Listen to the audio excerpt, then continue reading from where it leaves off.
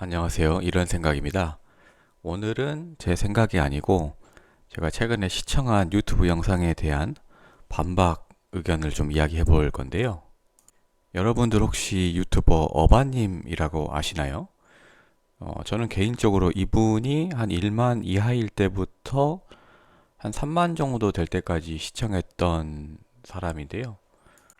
이분이 다른 분들 대비해서 뛰어났던 게 첫 번째로는 이분이 원래 본업 자체가 그 증권 쪽에 영업 쪽이었던가 하여튼 그런 걸 했어가지고 경제 쪽이나 투자 쪽에 다른 분들 대비해서 상당히 높은 식견을 가지고 계시고 있고요. 그리고 이분이 가장 유명해진 이유는 아무래도 당시 지금도 약간 그렇지만 이 한국 남자랑 여자 사이에 있는 힘의 불균형 같은 게 있잖아요.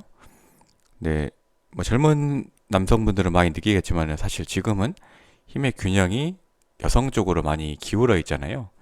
그래서 그러한 세태를 약간 비판하는 목소리를 내셔가지고 많이 시청했었기도 하고요. 그리고 개인적으로 저는 사회성이 좀 떨어지는 편이라서 그분의 그 사회성과 관련된 그런 부분을 많이 참조했었습니다. 그리고 아주 개인적이긴 하지만 저도 울산에 한 10년 정도 살았다가 지금 다른 지역에 살고 있지만 그분도 울산에 계속 살고 계시잖아요. 그래서 약간은 동네 형 같은 느낌이 들어서 많이 시청했었습니다. 이분 소개랑 장점은 여기까지 하고요. 근데 제가 어떤 영상을 봤냐면은 제가 그분이 3만 정도 넘어갔을 때부터 안 보다가 제 다른 계정으로 이제 검색을 하던 도중에 중간에 갑자기 나와가지고 이제 보게 된 건데 그 제가 영상을 찍었었던 반출생주의에 대해서 약간 역겹다는 식으로 비판을 하신 영상이 있었거든요. 그래서 어떤 논리를 가지고 비판하는지 한번 들어봤는데 제가 개인적으로 납득하기 어려운 내용들이었어서 이렇게 영상을 찍게 됐습니다. 제가 비판할 포인트는 크게 두 가지인데요. 바로 의도와 결과 이렇게 두 가지로 나눠서 이야기를 해보겠습니다. 먼저 결과를 이야기해 볼 건데 여러분들은 혹시 그 크리스토퍼 놀란 감독의 다크나이트 영화 보셨나요?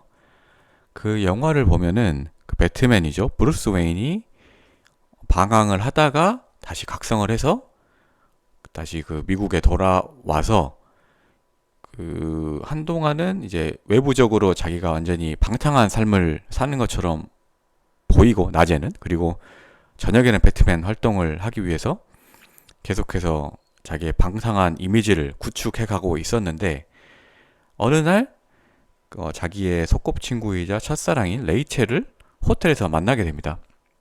근데 그때 당시에도 이 브루스 웨인은 그 여자 두 명을 끼고 방탕한 모습을 보여주고 있었기 때문에 당연히 그 레이첼이란 여자 입장에서는 브루스 웨인을 좋게 보지 않았겠죠. 그래서 브루스 웨인은 자기 첫사랑이니까 그 레이첼한테 가가지고 이런 말을 합니다. 내가 지금 이러고 있지만은 사실 내 안에는 뭔가 다른 게 있다 이런 식으로 이제 말을 하는데 레이첼이 거기에 대해서 어떤 말을 합니다. 이게 제가 그 다크나이트에서 가장 좋아하는 대사 중 하나인데 그 대사를 의역하자면 이런 겁니다. 너가 말하는 게 너가 아니라 너가 행동하는 게 너다라는 말을 하거든요. 이게 약간 감이 안 오실 수 있어서 추가적으로 더 이야기를 해보자면은 저는 고향이 광주임에도 불구하고 개인적으로 민주당을 좋아하지 않거든요. 그럼에도 불구하고 그 민주당 계열 쪽 사람들은 보통 부의 불평등을 해소하자라고 말을 많이 하잖아요. 근데 분명 제가 봤을 때는 그 민주당 의원들 중에서도 진짜 자기 신념을 가지고 그 정치 활동을 하고 계신 분들이 계실 거라고 생각을 해요. 그런데 그분들이 공부가 부족해서인지는 모르겠지만은 이 자본주의를 조금만 공부해 보면은 이 자본주의 시스템에서는 부의 불평등이라는 거는 필연적이거든요. 사실 부의 불평등을 해소하는 방법은 하나밖에 없습니다. 자본주의를 붕괴시키는 것밖에 없거든요. 그럼에도 이제 그분들은 뭐 붕괴시키지 않고 부의 불평등을 해소해 보겠다고 활동을 하시는데, 사실 결과는 지금까지 보시는 것처럼 부의 불평등이 심화되기만 했습니다. 그렇다면 뭐 진짜 마음속으로 신념을 가지고 행동을 했기 때문에 그분들이 잘했다고 봐야 될까요? 아니면은 결과적으로는 자신들이 원하던 결과가 아니라 정반대의 결과가 나왔으니까 비판적으로 봐야 될까요? 저는 이 결과가 좋지 않으면은 뭐가 됐든지 간에 그게 좋지 않다라고 생각하거든요. 마찬가지로 그 어바님이 찍은 그 반출생주의에 대한 비판 영상을 보면은 그 후반부에 이런 말을 하세요. 이런 반출생주의라는 거는 결국 사회 구조를 붕괴시키기 위해서 퍼뜨리는 뭐 독 같은 거다라고 말씀을 하시는데, 뭐 의도는 충분히 이해하겠습니다. 그런데 그렇게 따지면은 그분은 지금 사회 구조를 붕괴시키고 있지 않나요? 본인부터 결혼을 안 하고 아이를 안 낳았으면은 그것도 의도가 뭐가 됐든지 간에 결과적으로는 사회 붕괴를 사회 붕괴에 일조하는 거잖아요. 뭐 이렇게 말하면 그분은 항상 그런 말씀을 하시잖아요. 아, 자기는 결혼을 안 한 게 아니라 결혼을 못 한 거다라고 이렇게 계속 말씀을 하시는데, 사실 그거는 핑계죠. 사람이라는 존재는 자기가 진짜 뭔가를 하고 싶다라고 하면은 그게 뭐가 됐든지 간에 장애물 물불 안 가리고 다 하는 게 사람이란 말이에요. 게다가 그분이 결혼을 못할 조건이냐고 따지면은 그것도 아니죠. 그분 제가 3만일 때 봤을 때 본인 입으로 말한 유튜브 수익만으로도 꽤 되고, 지금은 더 되죠. 또 증권 업무도 하셨으니까 그것보다 부수입이 더 있었을 거란 말이에요. 그러면 돈은 충분히 벌었고, 그분 그 20대들이랑도 연애를 했다는 말은 연애 활동도 충분히 왕성하게 했다는 말이에요. 그럼에도 불구하고 결혼을 하지 않고 아이를 낳지 않았다는 거는 그냥 다 핑계다. 결론적으로 본인도 반출생주의자들과 마찬가지의 결과를 만들고 있다. 이게 제 비판 포인트 첫 번째고요. 그럼에도 불구하고 분명 그 의도가 좋다고 하면은 그 결과만으로 판단할 수 없다라고 말씀하실 분들이 계시니까 바로 두 번째 비판 포인트, 그 의도에 대해서도, 그 의도라기보다는 그 마음가짐이라고 해야 될까요? 좀 제가 단어가 생각이 안 나는데 어쨌든 그 부분에 대해서 한번 이야기를 해보면은, 그분이 반출생주의자들을 비판하는 포인트가 결국은 그거예요. 삶이라는 게 특별한 게 없고 그냥 살아가면 된다.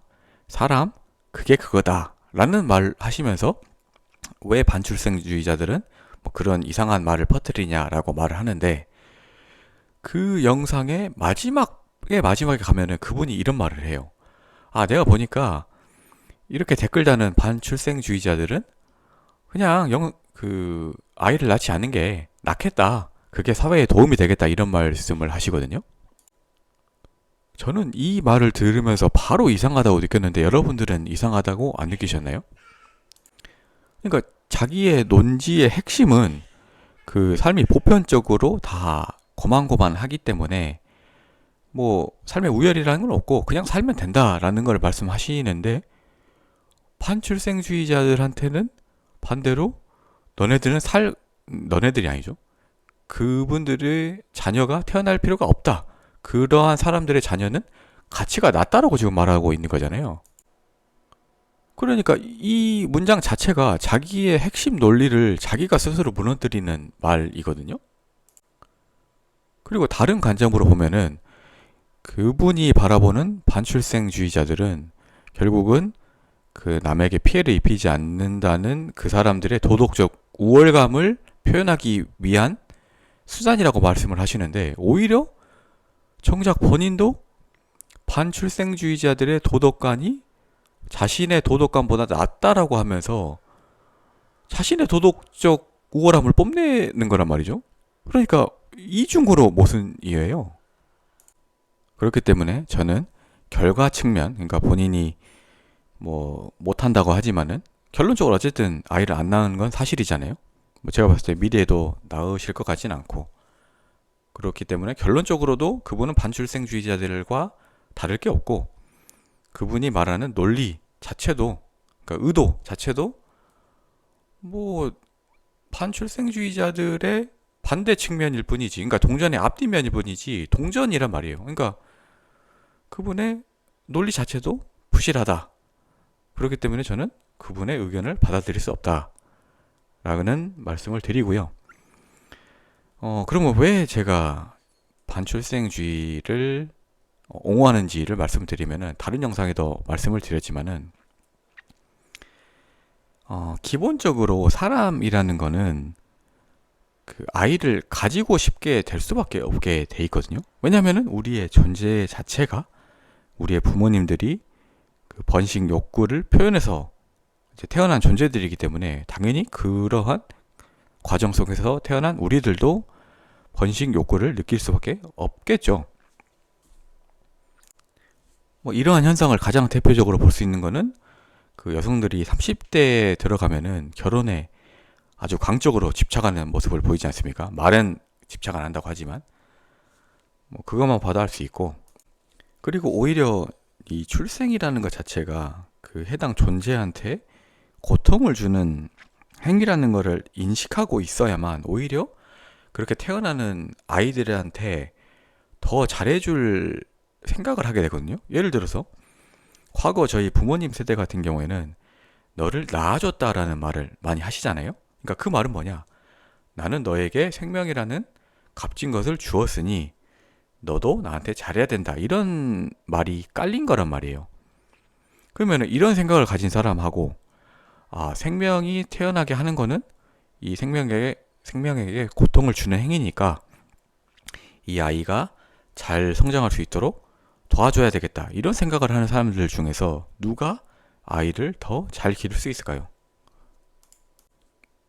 뭐 이거는 길게 생각하지 않더라도 후자 쪽이 아이 양육에 더 신경을 많이 쓰는 거라는 거는 다들 아시겠죠?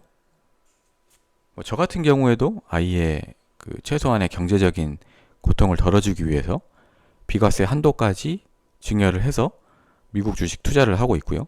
뭐 근데 뭐 내가 널 낳아줬다 이런 말을 하는 사람들이 얼마나 아이를 위해서 이런 것들을 생각을 하겠습니까? 그리고 뭐 저 같은 아이를 가진 반출생주의자들을 떠나서 기본적으로 그 반출생주의자들이 아이를 낳지 말자라고 하는 거는 궁극적으로는 그냥 타인한테 피해를 끼치지 않기 위한 게 핵심이거든요. 이렇게 타인에게 피해를 끼치지 않으려는 그런 사상이 왜 그렇게 나쁘게 받아들여져야 되는지 저는 솔직히 아직도 이해를 못 하겠습니다. 뭐 궁극적으로 뭐 그분이 계속 말씀하시는 거는 사회 구조가 무너진다, 사회 구조가 무너진다 이렇게 말씀을 하시는데, 그렇게 사회가 걱정이 되신다면은 본인부터 아이를 출산하셔가지고 사회를 계속해서 유지할 수 있도록 직접 행동에 나서는 게 옳은 게 아닌가라는 생각을 합니다. 네, 제 생각은 여기까지고요. 영상 시청해 주셔서 감사합니다.